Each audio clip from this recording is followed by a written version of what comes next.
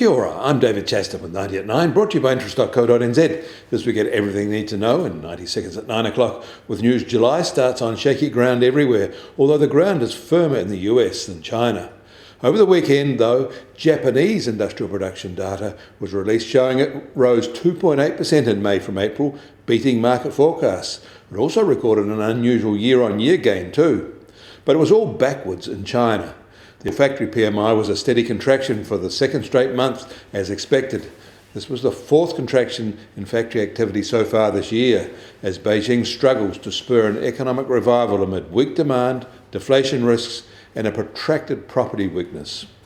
New orders, foreign sales, and buying levels all declined for a second month in a row.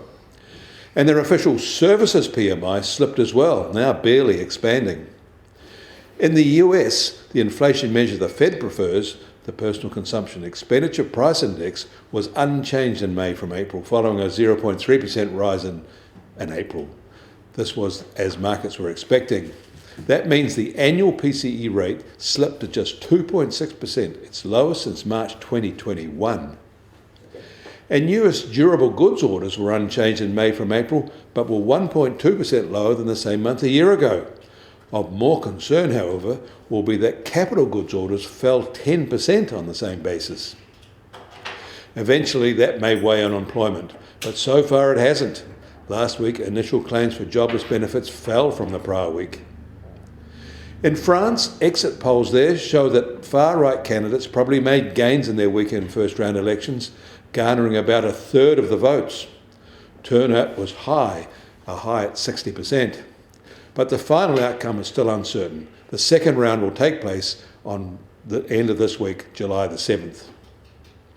And the rise in container freight rates continued last week, up 4% from the prior week to be now a massive 250% higher than the same week a year ago. The US Treasury 10-year yield is now at 4.39%, unchanged from Saturday. And the price of gold will start today up $6 from Saturday at $2,326 an ounce. And oil prices a little change from Saturday at just on $81 a barrel in the US, while the international Brent price is still just under $85 a barrel. And the Kiwi dollar starts today slightly softer at just on 60.9 US cents. Against the Aussie, we're little changed at 91.3 Australian cents. Against the euro, we're also unchanged at 56.9 euro cents. That all means our trade weight index starts today still lower at 70.5. You can get more news affecting the economy in New Zealand from interest.co.nz.